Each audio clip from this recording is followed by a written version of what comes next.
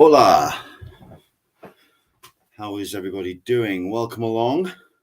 Hopefully, very shortly indeed, we'll get one or two people joining us because, and we do already, fantastic. That means that you have your notifications turned on.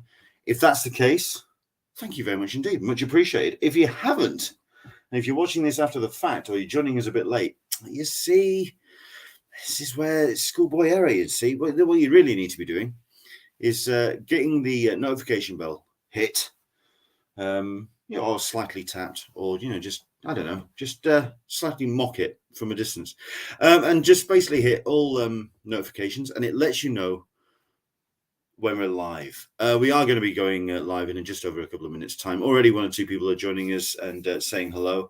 Andrew English, evening from London. Just finished LICAF pictures. Love to see those actually, because I've been hearing good things about that weekend. As it happens, as I said in my introduction, or in my text for this video,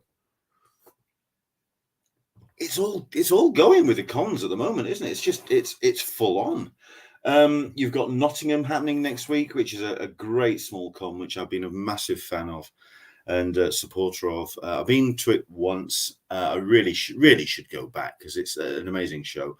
Considering you've got the likes of Lou Stringer there next week. Who else you've got? Mark Jackson, who's everywhere and anywhere at the moment, and he's showing his face. No, it's looking like that's shaping up to be a great show. What else have you got? Of course, you have the monster, the behemoth, which is MCM Comic Con in London at the XL. Going to be talking about that as well. But we're also going to be spending this episode looking back a little bit. We're going to be looking at Lakes, which happened last weekend, and a show that's happening, or supposedly happened yesterday. One day at the Comic-Con Museum in Balboa Park in San Diego, it is one of the Comic-Con International satellite shows, which is SAM, Storytelling Across Media. Except I can find only maybe one or two tweets about it, and even those are about, oh, it's just coming up, and the rest of them are all kind of like automatic tweets, even stuff that I've posted out about this particular show. Why on earth hasn't it really been pushed by not only other people and attendees, but by the Comic-Con Museum and indeed by San Diego Comic-Con themselves? We're going to talk about all of that. As always, jump in, let us know where you're watching from. Jump in on the comments, let us know that you're alive and how you are doing. Have you been attending a show? What have you been up to? Let us know. We've also got a very special guest, and we're going to be talking about that after this.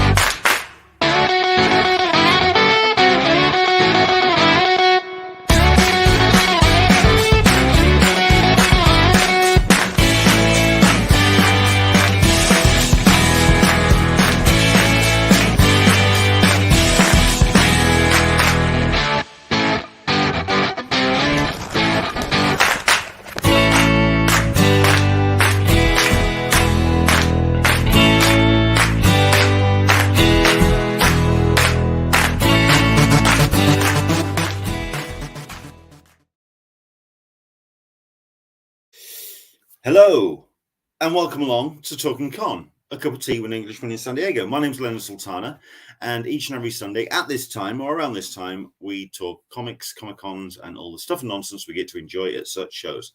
Welcome along. It's good to have you joining us. Slightly different background. Hang on, let me see if I can just show you this. This used to be my bedroom, or the small bedroom in our house, and it's a tip right now. I'm not showing you everything that's not on camera because it's an absolute bomb site. But the reason why I decided that, you know what, I'm going to give this a go is, number one, see what the signal will be like in here. So please, for heaven's sake, let us know what the signal is like. And if it drops, let me know. But also, this is kind of like stage one. What we're going to be doing, or what I am going to be doing, is pulling the Funko shelves down. They're all coming down. maybe moving them. That's coming down. That's going to move over there. That's where all my comics are going to go. We're going to have new wallpaper, bit of lighting, and this is going to be the new home base for an Englishman in San Diego. So there you go. This is stage one, as it were. But please do let us know about the signal, the strength of the signal up here in the room. And yeah, do jump in with your contributions. Let us know what you're up to. We've got Andrew English who's saying hello. Evening from London. Just finished LINCON pictures. Yes, I want to see these. Again, I've been hearing great things about LINCON, so I want to find out more about that show. Let us know how that's gone down. You've got Into the Blue Mister saying hello for Wales. Welcome along. How's your Wales at the moment? Because it's been incredibly wet here in Yorkshire, so hopefully you've fared a little bit better. We've got ourselves. I spotted something about Michael P saying hello. More word from Michael, hopefully within the next couple of months, because we're going to try and organize something with Michael when it comes to San Diego Comic Con. Fingers crossed on that one. Where is it? You've got ourselves, Andrew Dickinson. Evening, been organizing his show. Yes, he puts on his shows himself. So do support him by following his work as well. Veronica Nunes is saying hello. Good morning. Welcome along to you, Veronica. Good. Thanks for joining us. Chuck Cook is saying hello. Howdy, y'all. Into the Blue Mister. Are we in the new West Wing? It's not quite that glamorous, and there's nobody walking and talking or anything, but there we go. At least no unexpected guests. If I put a lock on the door, that would be fantastic. So we'll see what happens. So yes, excellent stuff. Chuck Cook, I did slow down and stutter just for a moment, Leonard. Please do let us know, because like I say, I am hard cabled into an extender. So we'll see how that goes. But please let us know how that's going. Right.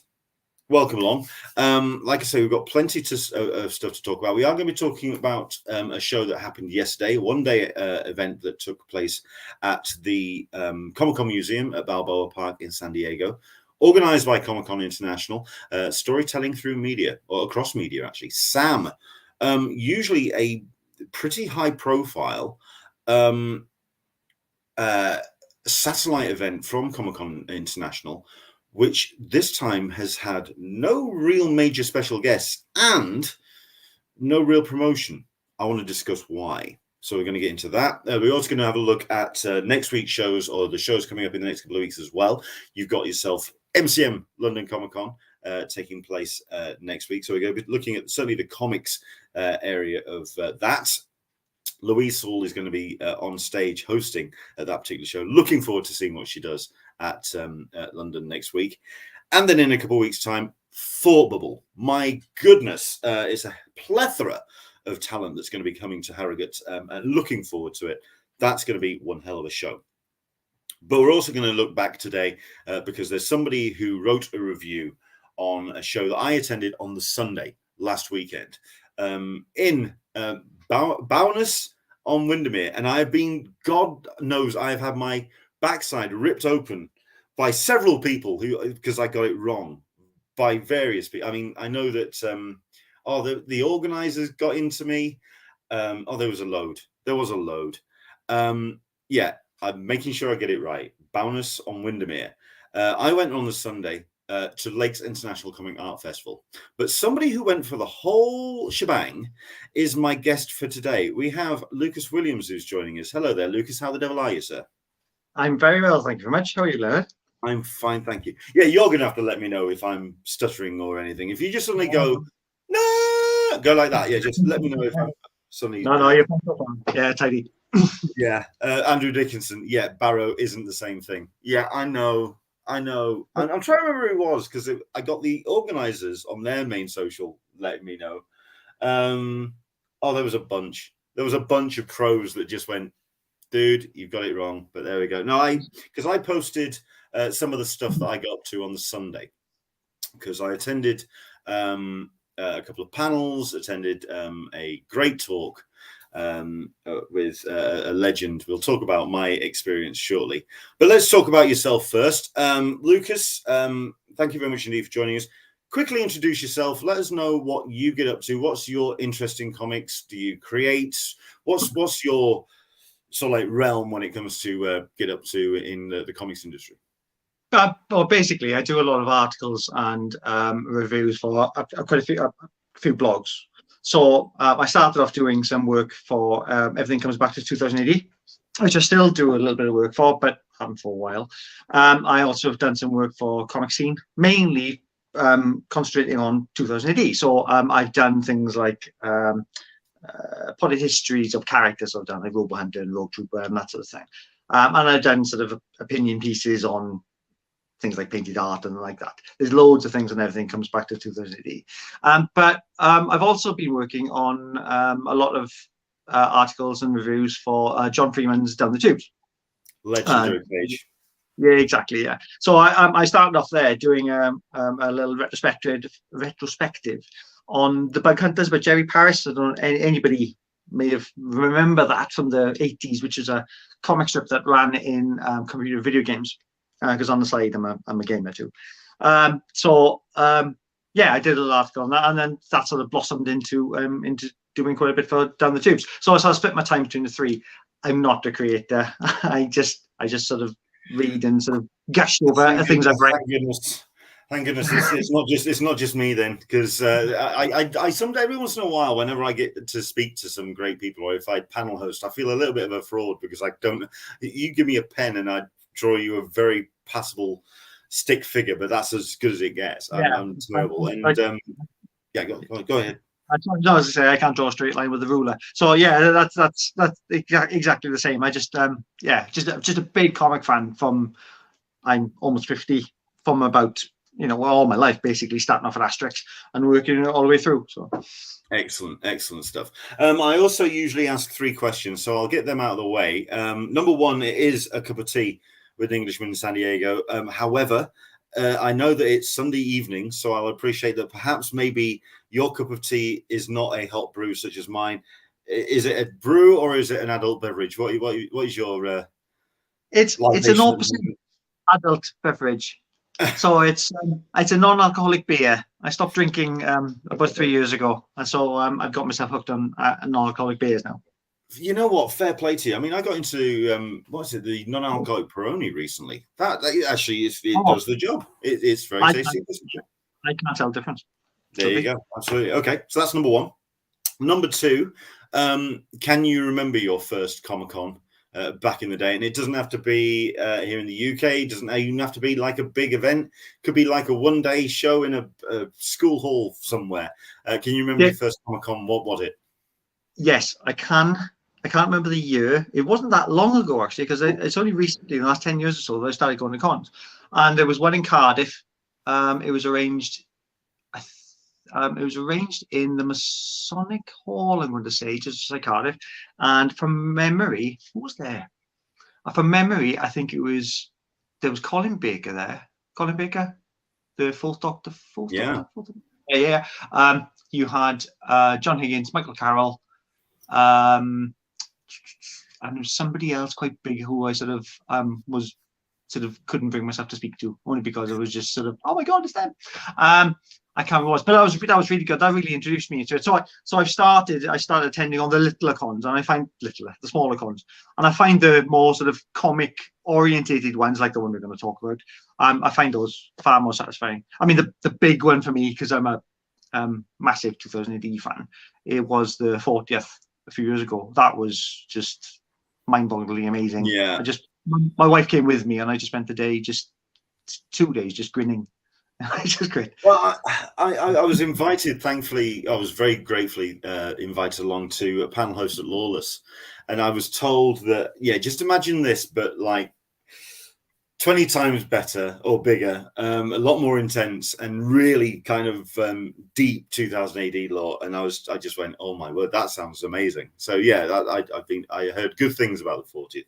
So that's great. Number 3 then is probably going to be an interesting one then, from what you were saying about sort of slightly being intimidated by some guests. I'm certain that there may be 1 or 2 guests that you've come across at a Comic-Con where perhaps you've gone a little bit mealy-mouthed and the brain's taken a little bit of a left. Have you lost the plot in front of a guest? And if so, who was it? Yes, and John Wagner. Of all people. I remember we were talking. I remember he was at you mentioned the MCMs in the introduction. There was an MCM in Cardiff, and John was there with and the table next to him. No, he wasn't with him, but it was the table next to him. Weirdly, was I've forgotten the chap's name, but he drew the IDW Road Tripper series, and he was great. To be fair, went to see him, had a sketch, lovely bloke, fantastic. Move on to John, and I was with a friend of mine, my best friend, the guy I've known almost all my life. And the two of us were egging each other on to go and speak to him because we just couldn't bring ourselves to do it. So I finally summoned up the courage, went to speak to him. And then we started talking about the Bogeyman and this sort of stuff. And because that's some of my favorite stuff that John's been involved with. And I think I won't go into detail, but I think I managed to insult him about one of the series of the Bogeyman. And as to this day, I sort of go, oh, what the hell? You know what you're doing? You're nervous, you're jabbering.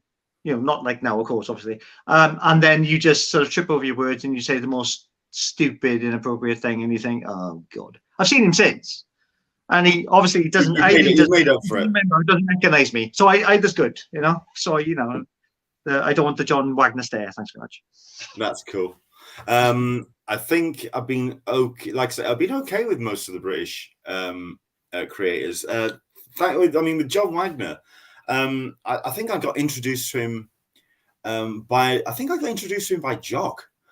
So it was I was actually more in awe of Jock, and he almost like absentmindedly, oh, by the way, here's John Wagner. John, do you want to come over?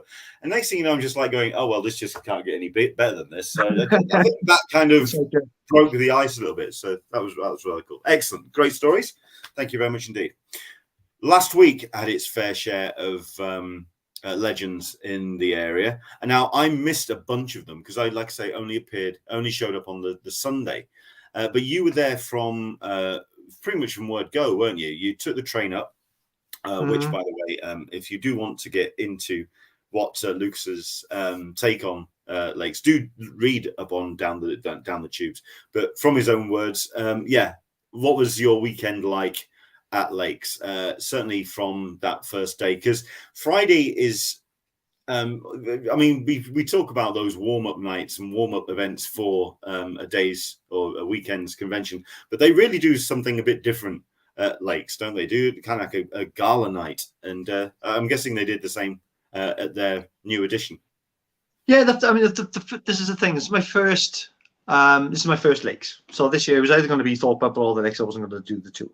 So I decided to do the lakes. I noticed there's an extra ticket. You pay for a weekend ticket, but then you have to pay extra for the gala night and the night before, on the Friday night. Now, because I live in South Wales, as you may be able to tell from the accent. Well, the question from Into the Blue Mister, it's almost in a Llanelli accent. Llanelli. I'm actually from Talbot, but I live in Llanelli. I've been living in Llanelli for about 18 years. There you go. Spot on, play. Nicely spotted. Yeah, I'm sort of adopted Turk for those people who, that's what Clecky people are called. Anyway, so basically, as I said in my review, the train station's in Windermere, so it's a bit of a walk, it's about half an hour. I'm quite tall, got a quite rapid gait, so I get down to my digs quite quickly, but I'm still late. But the gala evening is lovely. It's a cracking icebreaker, basically.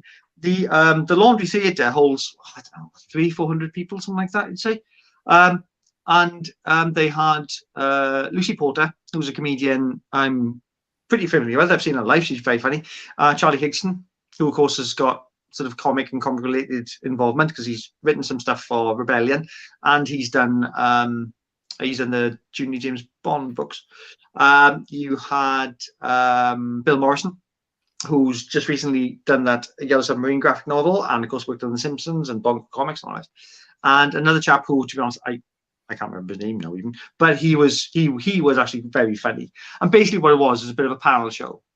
So Lucy would come up with, put up on a screen a really terrible superhero, and then would say, tell me why this superhero is terrible and what their powers are.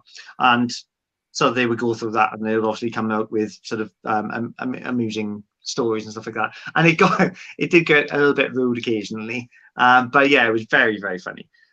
You had Luke McGarry behind them then, who was live drawing. So he would interpret whatever their answers were, or interpret whatever some of the people had said. So the gala evening was fab. It went on for about I think it was scheduled for about an hour and a half, but it went on for a bit longer. But yeah, it was a lovely icebreaker. So you had that to start with. I was quite shattered after the journey up, because it's about a 7-hour train journey. So after that, I shot off. And then the next morning, then I hint for anyone. I mean, I'm sure I'm preaching to the converted, but I didn't plan anything, which is it's always a good idea, I find. And when I looked at the schedule, the first session the following morning, there was a big clash. So I'm a massive Brian Talbot fan, and I really want to see Brian Talbot speak. But then there was another session with Greg Rucka, Ramvi, Mike Perkins, and Michael Lark. Wow. And then another one then with Paul Gravett about his book about the Tove Jansson, the Moon's creator, and introduced by John Freeman, who I hadn't until this weekend actually met yet. So I sort of had to flip a coin a bit, and decided that Greg Rucka is amazing. I think Greg Rucka is brilliant. So I follow everything Greg Rucka does. So I decided to punt for Greg Rucka, not realizing that Greg Rucka has another session on his own on the Sunday, which I remember seeing you at. But that session was great, because it started off as kind of a it's about the carrying on the mantle of superheroes and sort of revitalizing them and sort of bringing them on, and new generations of superheroes and stuff like that. But it's sort of, and that's what I find with a lot of panels whenever I've been to a con, they'll have a subject, but the subject is almost just there to kick them off, and after that then they just go off in all sorts of different directions. And the four of them, this was hosted by, I'm going to say, it's Alex Fitch. I might be wrong. Yes, it was. But yeah, great, thanks. And it was just great, because they sort of went off on slight tangents, and they started talking about this, that, and the other, and their interpretations of this, and sort of saying the difficulties in sort of coming up and reimagining new heroes, and the takes on it. So Ram and Mike Perkins were talking about, their new version of Swamp Thing. Greg Rucka was talking a lot about Lois, which he worked with Lois Lane, which he worked with a lot of Mike Perkins. So yeah, that was great. What I was finding is that with a lot of the panels was that they were sort of the mediators were great, but they could have been done a bit longer. Well, that's always a problem, because a lot of these people, particularly Greg Rucka, basically just wind him up and let him go. Yeah, he was great on the Sunday. Because he again, he had a topic. I was waiting to get some questions in, and it was like, no, let's just wait for him to take a breath, because he just powered through, and he just sort of even Chris. I mean, you've got Alex Fitch and you've got Chris Thompson, two people who know their way around a panel host, and they know how to get the best out of their guests. But Chris, even he was like, how am I going to get any more questions in? Because Greg is just on a roll. Oh yeah, he was away. He was great. He was incredibly entertaining, and I think that's the key, isn't it? It doesn't matter then, does it? I mean, ultimately, even if you sort of go off on a complete tangent, and you can't get all the questions in, it doesn't matter, because he was in the nicest possible way. He was pontificating with certain things, which I was sort of nodding in agreement. And yeah, he was just incredibly entertaining. He's very, very, very interesting bloke. Great interviewee. So on the, what else did I do on the Saturday? The other thing I did on the Saturday, I attended Stephen L. Holland's comics session, which is basically talking about comics and the structure of comics and the history of comics and this sort of stuff. And again, that was the only thing downside with that was it was a bit short. What I found, I'm jumping about a bit now, but what I found about the whole weekend was that because it was a little bit dispersed, basically, I don't think I've walked this far for a very long time. And yeah, again, that does seem to be the concern. I mean, certainly for myself. I mean, you were talking about the clashes, and yeah, you get those pretty much every convention. I mean, there's when you've got a plethora of riches, there's going to be that ability to kind of look at a schedule and see two things that are running at the same time. Fine, but because, like you say, it was so spread out. I mean, I know you were talking about a shuttle bus. I didn't actually know that was happening until about halfway through the day, and even then, it was quicker for me to just put my foot down and walk it from the jetty, the museum out into town, which that was a good 10-12 minute walk there. If you wanted to go further, another 5-10 whatever, which meant you don't get the just clashing between two panels, because the panels were really programmed very close together. You're also kind of missing the next set of panels because you can't necessarily get to the next session quick enough. So it seemed really kind of very strange. And certainly you're saying the panels should have been a bit longer. Maybe the gap between them should have been a little bit longer as well. Yeah, that was the thing. I mean, there was an argument. I spoke to a chap on the way back, Tim, who lives in York, I think he said, and we were discussing the end times as well. There was a particular thing I wanted to see, and that was Sean Phillips's exhibition, which was basically I tried to get to it on a Sunday morning just to see how far the ferry was, because it was across away from the main I'm going to pronounce it wrong myself now, Bowness, away from Bowness and sort of into a down to a ferry, down to Quayside, and then it was like a short ferry trip across. But that was only open from 10 till 4 o'clock. So I sort of had to sort of go, as you say, I had to sort of work out whether I needed to, what I needed to sacrifice. And I thought, well, no, I want to see the speakers. So I decided against going to see that, but I'd love to have seen that. I sound like I'm being a bit negative. It wasn't. I mean, as a weekend, no, I think you've been very. I mean, certainly in the article that you wrote for Down the Tubes, you were very balanced in your regard. At the end of the day, these are not criticisms; they're just observations about the show. And like I say, I mean, it's just when you've got that much appealing stuff to see, you really want to try and squeeze as much as you can in. But then when you're having to maybe jettison a panel 10 minutes early to reach something 20 minutes down the line, and that seems, and it seems that perhaps there could have been a little bit more planning to keep things a little bit more closer together, perhaps. Yeah, possibly, or as you say, just give that sort of bit of walk-in time between 10 and 15. Like you say, it was about 10 or 15 minutes down to the Jetty Museum. And then, of course, 10 or 15 minutes back, and dodging that enormous puddle.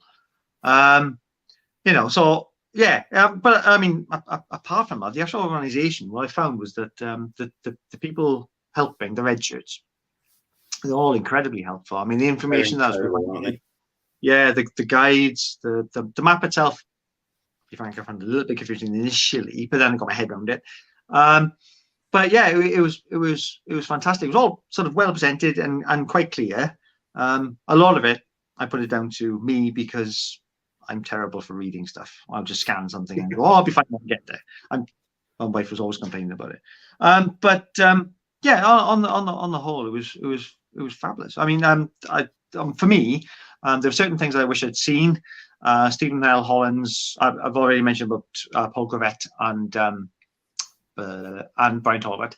But on the second day, Stephen L. Holland did a session on graphic novels. I'd like to have seen that, because to be fair to him, he was just so enthusiastic. It was great. That first session was fabulous. The Mike McMahon one I sort of caught a bit of, because that sort of Greg Wickers moved into that one, and then I had to leg it from the Jetty Museum. The live draw events. The one on the Saturday night was really good. That was a lot of fun, and that was basically it was a bit of a competition between some Finnish artists. They took part. They were given tasks basically. So you had one artist doing a sketch and another artist doing a sketch, and see if they could sort of answer the questions that the compere had come up with, basically. You had Tom, I'm going to say Howard, but I keep getting that wrong, who was the National Cartoon Society's chair, and Yes, you did get it. No, you've got it right. Oh, I got it right. Thanks. He was doing some fantastic caricatures, and on the whole, it's just warm and friendly. It was just really, really nice place to go. It's a beautiful setting anyway. I just couldn't believe how pretty it was. I'd never been to the lakes before, so that was novel as well. But yeah, it was just fantastic. It was a really organised event, bar those sort of very, I suppose they are sort of quite significant, but they're not. It's not the end. They're not sort of end of the world type stuff. It's just one of those things where you're always going to miss somebody. You're never going to be able to get around everybody. And what I definitely found, I saw Dave Gibbons. He's always entertaining anyway.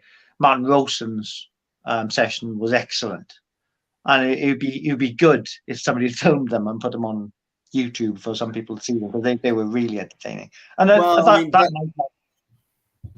yeah, I mean, to mention that, for a show as well organized and as slick looking as it is, I know that when they were in Kendal, they did organize with the local schools to do some kind of multimedia where they recorded the panels. Up to then, it was. I think you'll find there's a number of the panels that have been presented at Lakes, which are on my channel because I filmed them. So the fact that there's none, that they don't have any.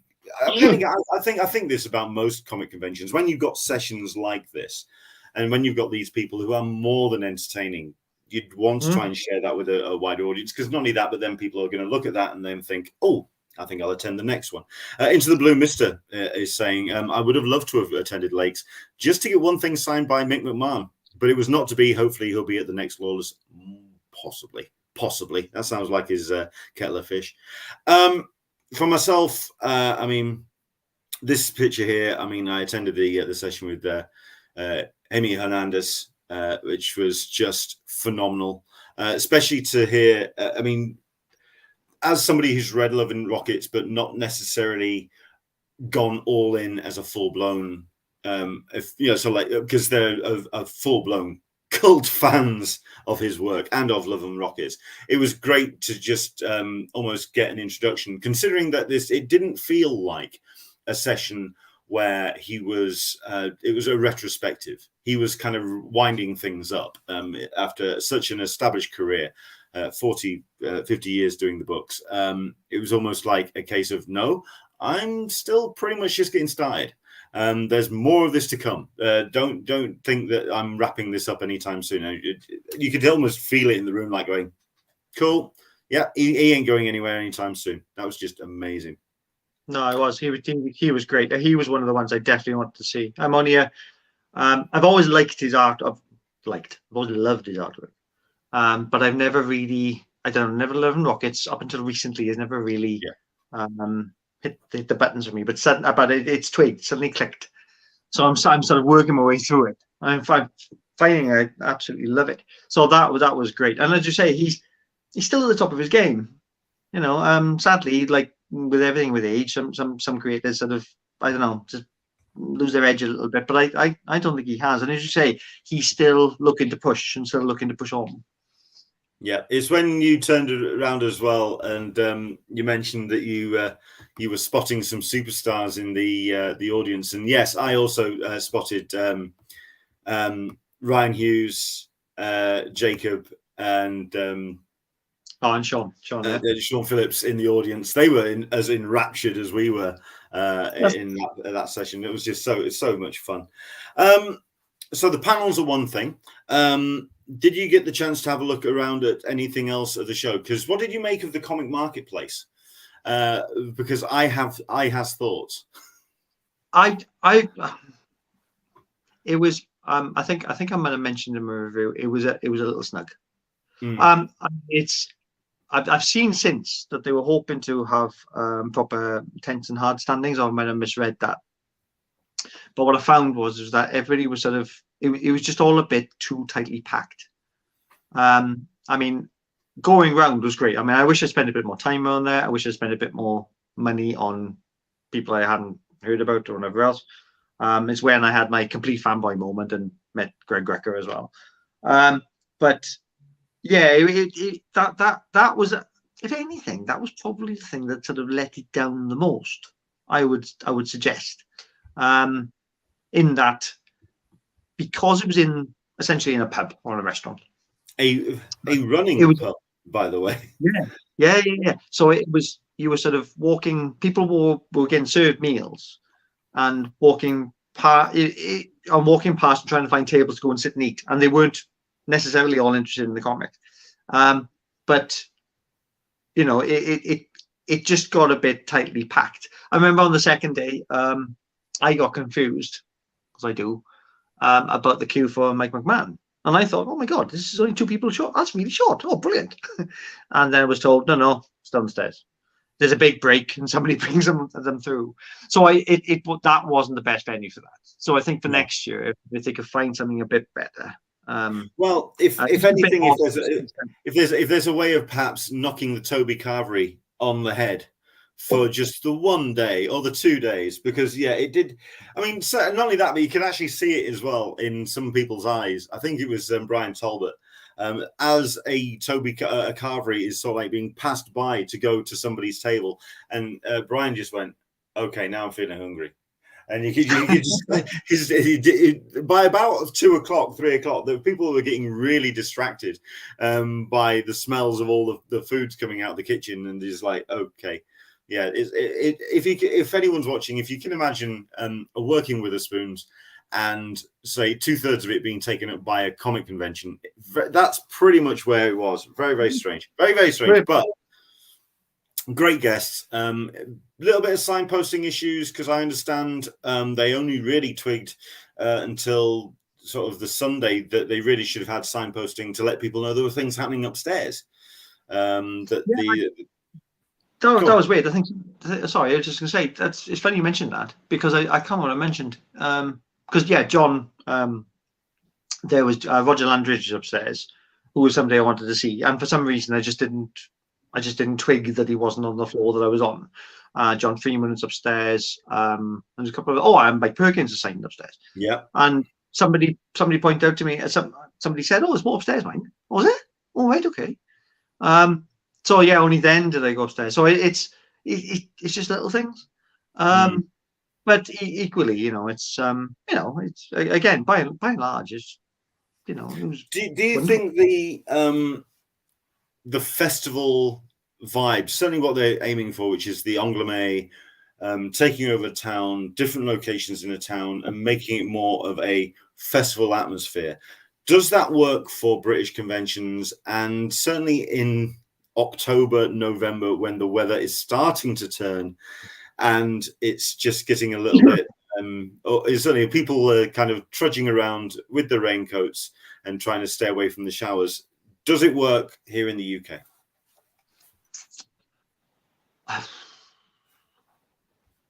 From this is my first festival. I've only ever been to single day cons or whatever. But from what I can see, I mean, I thought the atmosphere traveled quite well. I felt I was in a festival. They'd sort of badged everything up. They put signposts around the town and everything else. I think there was a festival feel there. Yes, you're absolutely right with the weather.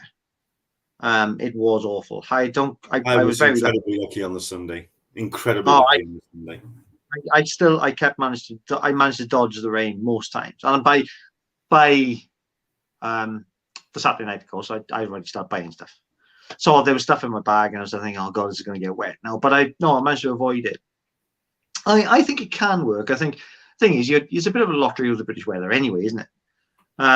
So if they could sort of improve transport links or whatever, so the shuttle buses a bit more often, if they have to sort of keep them that dispersed and if they use the same venue, then that may help. But yeah, with the British weather, you're going to get a bit of a lottery anyway. In the summer, that place is going to. I understand from a relative that place is completely rammed.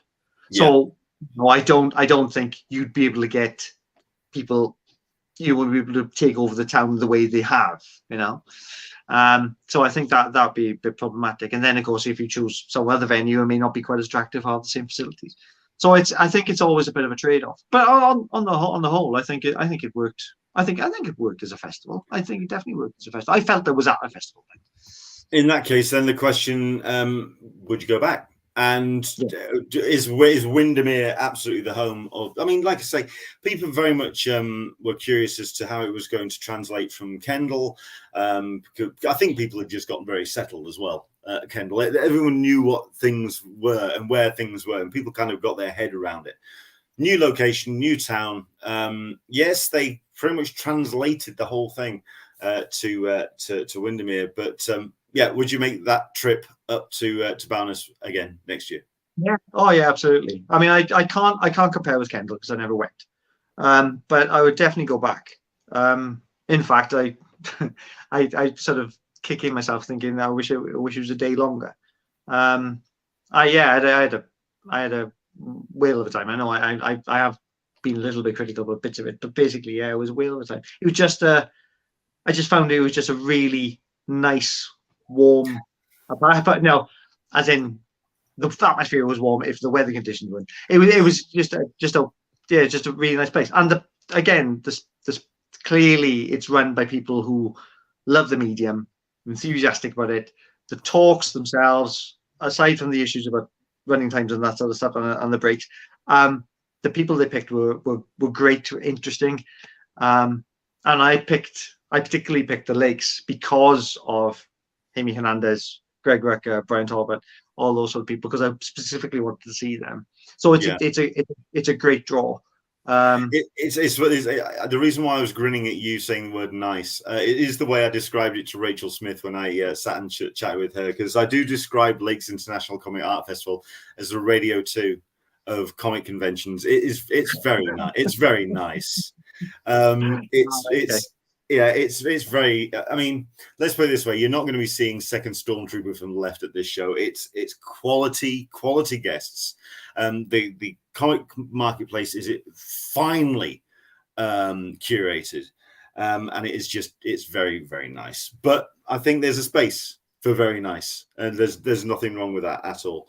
I'm looking forward to going back next year. I'm certainly looking forward to seeing what they're going to be bringing to 2023. Now that 2022 has definitely proven that it works in this location, I'd like to see perhaps a couple more things, just kind of connecting things together a little bit, so there's a little bit more in between, and just kind of tying it a little bit more together as a town. But certainly Bowness absolutely working very nicely indeed. But no, like I say, I think you've been incredibly balanced and fair in your comments. You saying that perhaps it's sounding a little bit negative in places. I think it's just balanced with what you're saying, and I think you've been very fair with it indeed.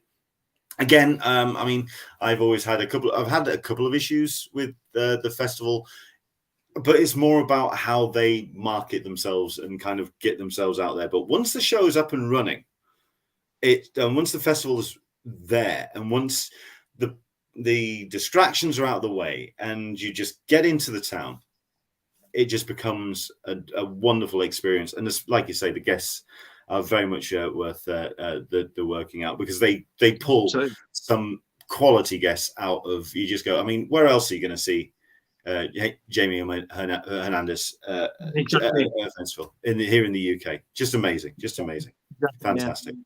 But I'm certainly going to recommend everyone do check out Lucas's piece in downthetubes.net, I believe, is the current address for it. Where else can people find you online? What's your Twitter handle, or where's the best place to see what you do online? Well, on Twitter, I'm at Lukey Spooks, which is at LUKEYSPOOKSS.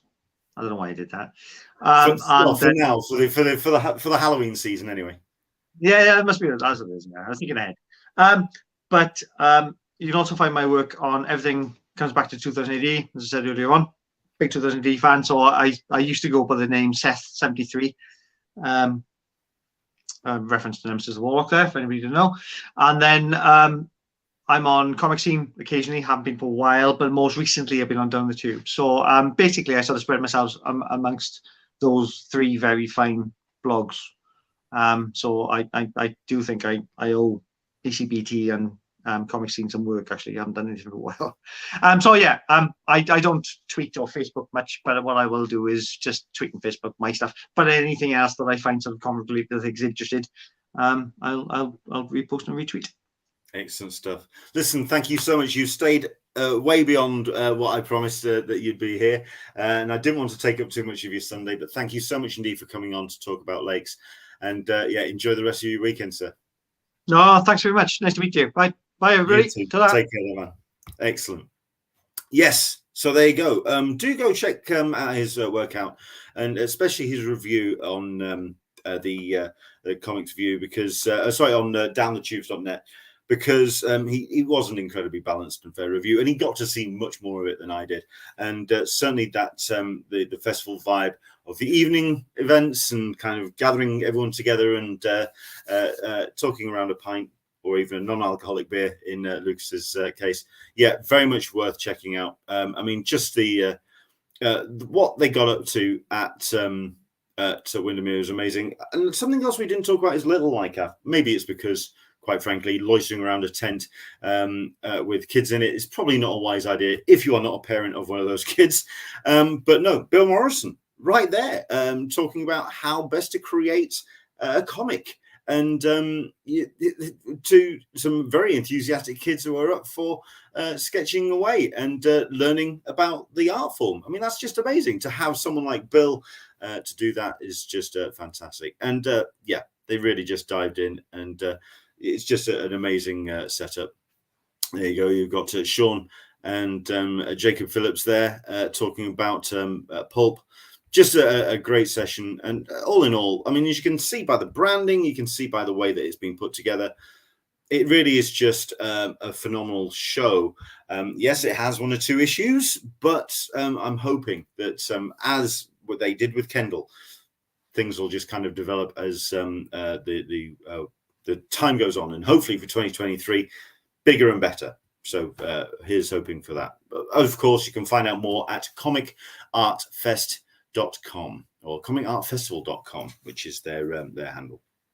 Right, let's see what we've got. Chuck is saying a couple of brief stutters just now, but overall good signal thus far. Thank you very much indeed. Do keep us informed. Let us know how it's holding up. Into the Blue Mister, laughing at the Americans trying to get the Radio 2 reference. I can't think what the equivalent of a Radio 2 reference is. NPR, maybe? But that's just more like commercial enterprise radio. Thing is, here in the UK, Radio 2, it's all very very tidy. It's all very nice and very pleasant, and it doesn't offend anyone. Every once in a while they'll play an Ollie Murs tune or an Ed Sheeran record to be down with the kids, but no, it's all very nice. And yeah, that's how I see the Lakes International Comic Art Festival. There we go. Right, let's dive into some other stuff then that I promised that we were going to talk about. Yes, there is a show that happened yesterday, which is the Storytelling Across Media, SAM, which is a show that was being held at the Balboa Park Comic-Con Museum, and it was a daily session, or a day session, talking about the creation of story across gaming, across prose, comics, video artwork. And it had some amazing people showing up at what is an amazing venue. If you've not been to the Comic-Con Museum, if you are heading back over to San Diego next year, did you manage to get your badges, by the way? Let us know in the comments. Did you get your badges, and how well did you do in the badge sale? Which I'm certain that's a whole other conversation, but I'm sure we've had that over the last week. But this is a post by Ross Thompson with some great pictures of the session with the likes of Cammy Mandel, you've got yourself Jonathan Yang, an author and game designer behind some amazing games. Game Maker Fletch, talking about his board games that he creates. And you've got John Cohen as well, author of numerous books that are available, all put on stage. And as you can see there, it's nicely branded, nicely put together. You've got all the scrims there for the seats and everything's looking great. This seems to be the only tweet I can find about the Comic Art Museum and indeed about storytelling across media. There was also a post yesterday, Beth Accomando, great host. She was doing some bits and pieces with Kevin Walsh and also with Jose Utricaraga, talking about here the written word of the visual image for film at 11. That was like I say, yesterday. That's it. That's the only two posts I can see. The rest are all kind of retweets.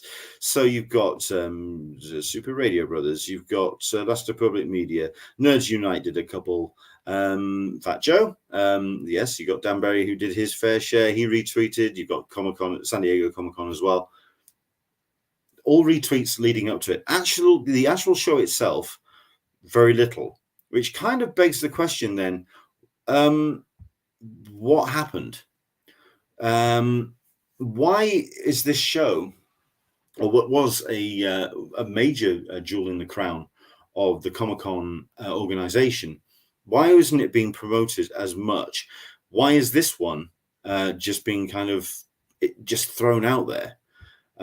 Yes, there were a bit of tweets just to kind of let people know that it was coming, but the actual show itself did seem to kind of get a little bit lost in the shuffle. Some great sessions going on, yeah, I mean, let's have a look at the programming for the thing. This was the program schedule for the day. Storytelling across media from 11 o'clock. Story author telling, author telling, location. You've got the storytelling and tabletop games. That was the session we've just been looking at. Storytelling across media. Besoleto, Alonso Nunez, Amanda DeFranco, lots of locals, but not necessarily anyone further afield. In the past, what we have had is the likes of Jim Lee, just some major talent showing up for Sam. This year, it's just kind of been swept away, and I'm really curious as to why.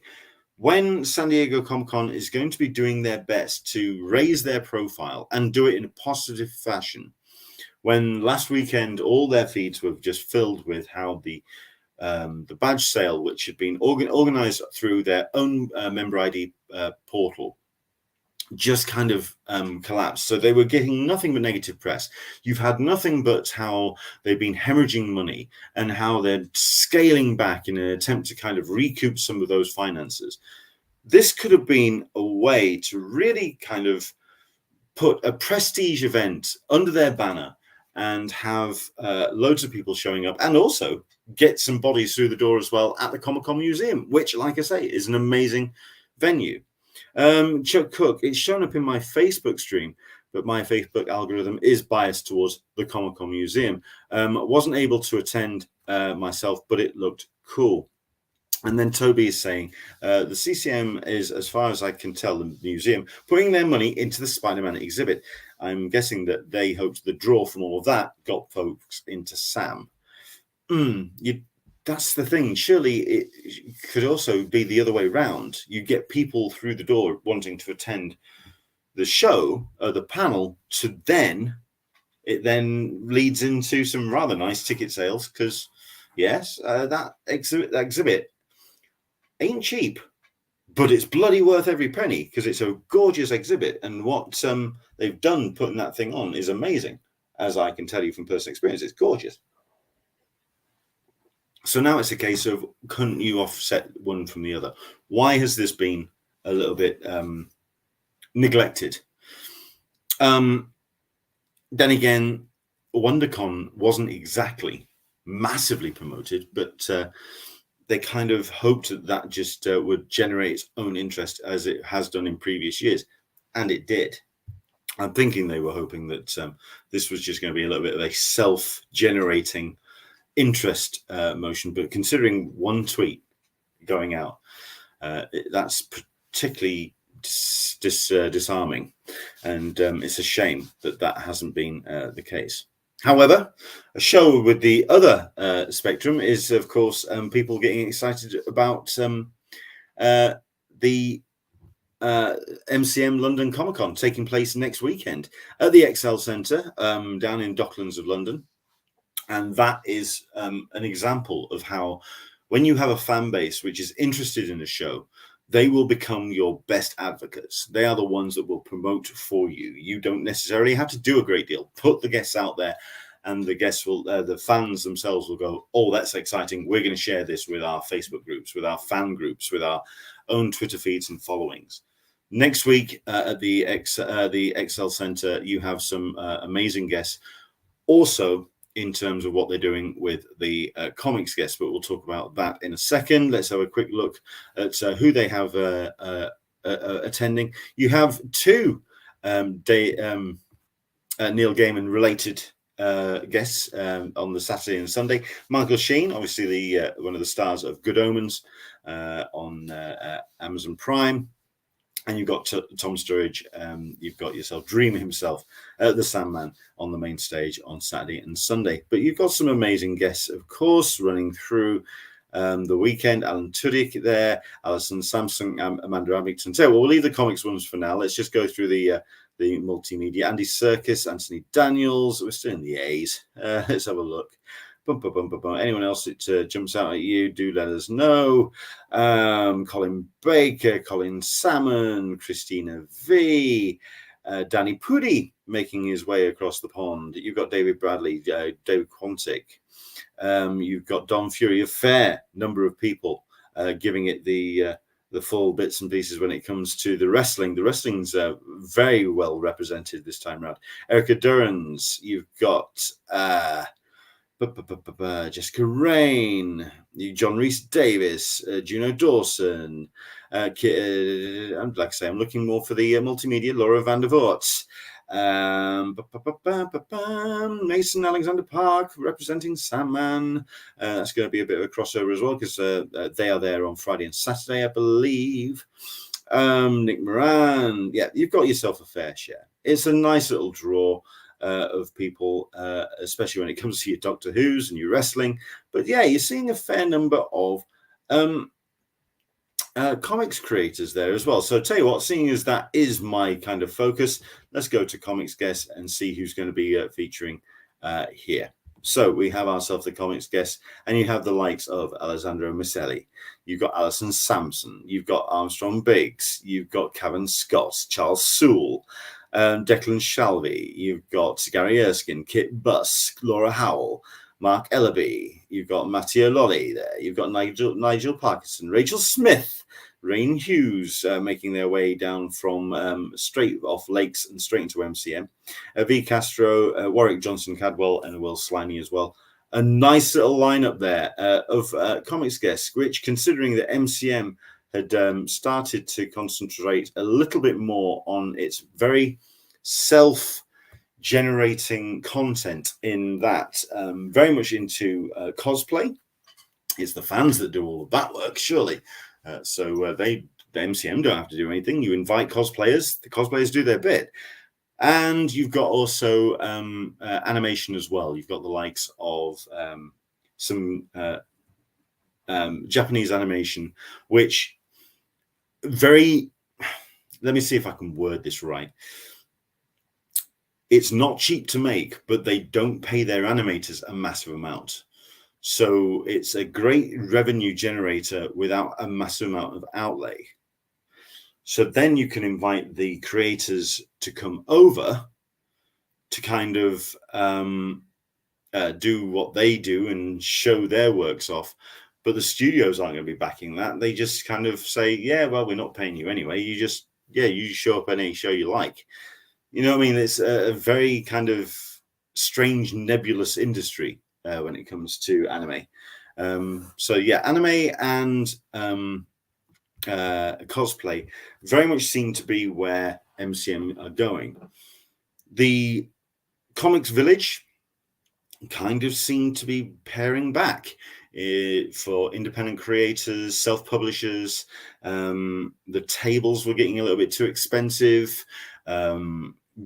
But deep in the middle of some big festivals and comic shows, Thought Bubble just around the corner, people were kind of picking and choosing their shows. MCM, however, are doing what they can to put a good show on. And now it's a case of just paying attention to what they're doing to promote it. Because as Louise Saul, who is going to be the host of the Comic Stage, has stated, they really haven't, they only recently nailed down what their panels are going to be for the comics guests. Going to be speaking to Rachel Smith on stage. That's going to be a cool conversation. I'm hoping somebody records it. But from the MCM side, it is very much about the high-profile multimedia guests. So now it's a case of where is the support coming? Getting in touch with anyone from MCM is problematic at best, because ever since COVID and lockdown, the MCM Repop officers have been really pared down to the bare minimum. MCM were notoriously difficult to get hold of in the best times, but now it's very difficult to do so. So listening to the people, listening to the likes of Louise Saul, listening to those that are attending as guests, they are going to be the ones that are going to push the show the most. So now it's a case of finding out exactly how far and how much they can push without so much support from MCM, as it were. Curious to see how next week's going to pan out. As it happens, we will be having somebody who's going to be attending. We have ourselves our own Mark Serby, who's going to be on site. I'm not entirely sure how long he's going to be. He's going to be, well, I think he's going to be attending on the Saturday, but fingers crossed he'll be able to come on the show and tell us about MCM. If not during the weekend, then certainly the weekends to follow, but fingers crossed. Let's have a look at this. If you can find a duplicity machine, I could do recording, but I'm getting my steps looking for target to shoot. Yeah, I can imagine you putting your footfall in at the moment. So yeah, all the best to you, Andrew. Us cosplayer turn up. Yeah, I know I was being a little bit flippant there, and I do apologize, but yeah, there's so much effort and so much time that the cosplayers put into their work at MCM. It's a case of showing the best you can. I mean, I'm following all of the bits and pieces when it comes to MCM, and MCM have just tweeted, find your next great read at MCM London, meet your favorite authors. You have Travis Baldry, Ryan Hughes, Juno Dawson, and who's V. Castro as well. All award-winning writers. So they're doing their bits and pieces at the Forbidden Planet booth. So there are opportunities at MCM to see some great content. I just want to see them kind of be a little bit more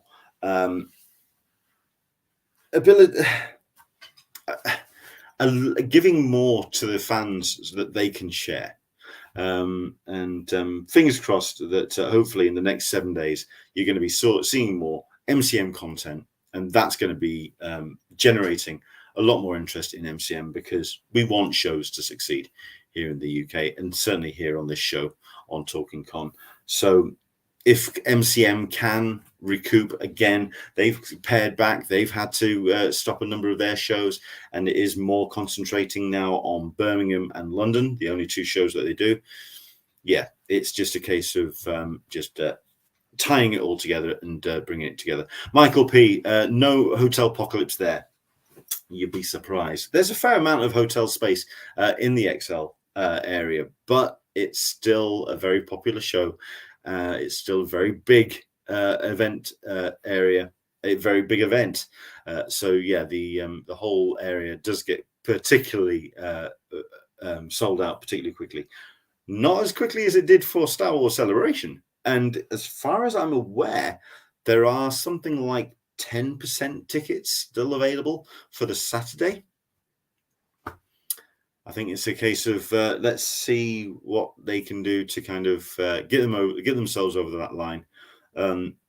and make MCM once again one of the premier shows to attend here in the UK. But there we go. Right. I think that's pretty much me. I'm going to head off. I'm going to get myself ready because I am also going to be looking through the list of who's going to be attending at Thought Bubble for 2022. Because if anything, that show is just shaping up to be something even truly more epic than it has in previous years, because what they've got lined up is just phenomenal. Let's bring up the guests just so you can get a sense of what everyone's getting so excited about. 2022 Thought Bubble. This is the reason why all the hotels and Airbnbs in that particular neck of the woods is completely sold out, taking place on the 12th and 13th of November. So what we're talking 1, 2, 3 weeks away. Oh my word. So you have the likes of Charlie Adlard, David Aja, Raphael Albuquerque.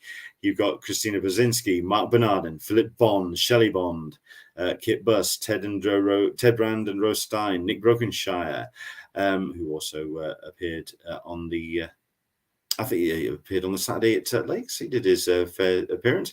Fraser Campbell, Cecil Castellucci. You've got Mike Dowling, Glenn Dillon, Etherington Brothers, Gary Erskine, Al Ewing, Matt Ferguson, Lee Garbett, Valiera Favasuka, just skipped over that. Sarah Grayley, Sanford Green, Kieran Gillen, Abigail Harding, Jock, Lana Kangas, Roger Langridge, Jack Lawrence, Tula Lote, of course, Liam Moore, John Lees. Look at this. It's just ridiculous, isn't it? Jacob and Sean Phillips, John Reppion, Alison Sampson, Leah Sturges, Declan Sharvey, Gail Simone, Hamish Steele, Richard Starkings, Sly Spurrier, Rachel Smith, Martin Simmons, Scott Snyder, Rhea Talmayer, Zoe Thorogood, James Tynan IV, Una, Christian Ward, Dan Waters. Oh my goodness, it just goes on and on and on. Ram V, Emma Vicelli, Chris Wildgoose. It's just a phenomenal lineup, and it's the reason why so many people are really kind of getting very excited about Thought Bubble. It is the single biggest comics-led event here in the UK, and that takes place in 3 weeks' time. We are going to be there. I'm going to be showing up. Whether I'll be able to bring you a show on the Sunday, how tired I'm going to be on Sunday evening is a whole other ball game. Let's have a look at this. Karma Savage, nice it is, isn't it? And Into the Blue Mister. To be fair play, that Thought Bubble guest is pretty goddamn epic. Tell me about it. Andrew English, well, Repop does both MCM and Star Wars, and Star Wars is 2 times a day more expensive. Yes, but don't forget, MCM Repop pretty much administer the show. It is very much a you've got to kind of balance it out. Repop own MCM, and MCM are the ones that do the show. Lucasfilm run that show. It is a Lucasfilm show with MCM and with Repop just kind of like administering it. Star Wars Celebration is a different animal. It's something else entirely. It's very much like if Comic-Con International ran D23. You would not see much in the way of influence from what Comic-Con International would bring to it. D23, it's the Disney show. It's the Marvel show. It's a different animal. So there we go. Andrew English, how does Thought Bubble get so much talent? What is their price? I'm not so sure about their prices as much as the way that what they pay their guests. I think it's very much about prestige at this point, because people recognize it as an amazing show. I think it got a lot of kudos back in the day, certainly from the London cabal of your Kieran Gillens and all your London talent coming up north, going to see their friend Tula Lote, and staying up in Leeds, and just getting out of the smoke and heading up north. And it ended up being quite a wild weekend, especially with the mid-con party, which became pretty much epic. And I think it's just grown from that. People have just recognized it as the prestige comics show. And I think also the fact that you wouldn't be seen dead seeing a Funko anywhere remotely inside a Thought Bubble. It's all about the comics. It's all about the creators and artists and writers and publishers. So it's all about the art. The fact that it keeps itself very much focused on that, it doesn't veer off into other abstract areas of fandom. It's all about the comics, and I think that's why the draw's there. Yes, it's an expensive show to get to. I can imagine for the Americans and for the Europeans, but like I say, that prestige goes a long way. Mark Bernardin. Now he's somebody who obviously has plenty of fingers in various pies, as a screenwriter, as a showrunner, as something that he's putting on himself. He's created his own short film, which hopefully we'll find out more about at Thought Bubble. But of course, he's got his own comic, which has won awards, won plaudits. So his he's got his kudos in the comics realm. So that helps in that regard. But I think that's as far off the kind of reservation as you get for Thought Bubble. The fact that he has, in the interim of initially being invited, got all of these awards for his work in the comics realm, that kind of it speaks volumes for that regard. So there we go. That happens in 3 weeks' time. Next week, MCM. The week after, we've got ourselves a special guest on the way. Fingers crossed we're going to be announcing that in a couple of days. Hopefully going to be talking about the Comic Book Legal Defense Fund with one of their key members. Hopefully we're talking about that on the way. We've got some other guests that have been a little bit tentative. Hopefully going to try and get them nailed down in the next couple of days. But hopefully over the next 3 weeks, we've got some great shows coming your way. I know that the last couple of weeks I've been very distracted. I seem to remember last week I was doing my live report from Lakes and I was falling asleep. I apologize for that. I was very, very tired. The last couple of weeks, I have been incredibly distracted with illnesses here in the house, the way that people have been faring up.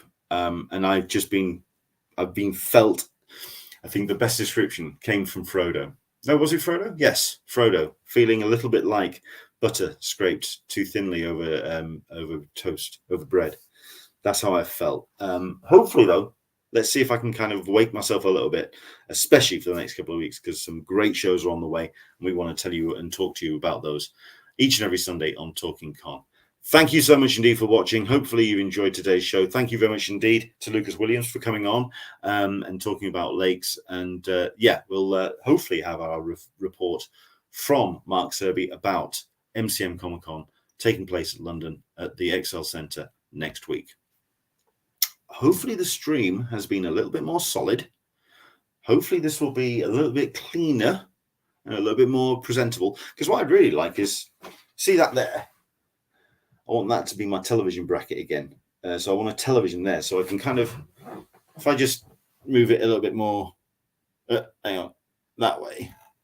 And I sit here and I have a television in the background and do some on-screen graphics or something. And keep, I don't know. I'm trying to keep things, I want to try and do something. Either way, I'm definitely going to have to paper this room. Hopefully next week, better seat. It was Bilbo. I knew it was. It was one of the two. Get myself my desk sorted out. Get myself a chair sorted out. Get this room sorted. Get those Funko shelves down. Hopefully, this will be the new home base, and you'll be seeing this kind of view over the course of the coming weeks as we continue to barrel on towards Comic-Con 2023. Let's have a look at this. We got ourselves into the Blue Minister. Take care. Karma Savage, hitting that like button. Thank you so much indeed for that. Much appreciated. As always, do like, subscribe, comment. If you're watching this after the event, comment and share the video. Let everyone know that we're here on a Sunday.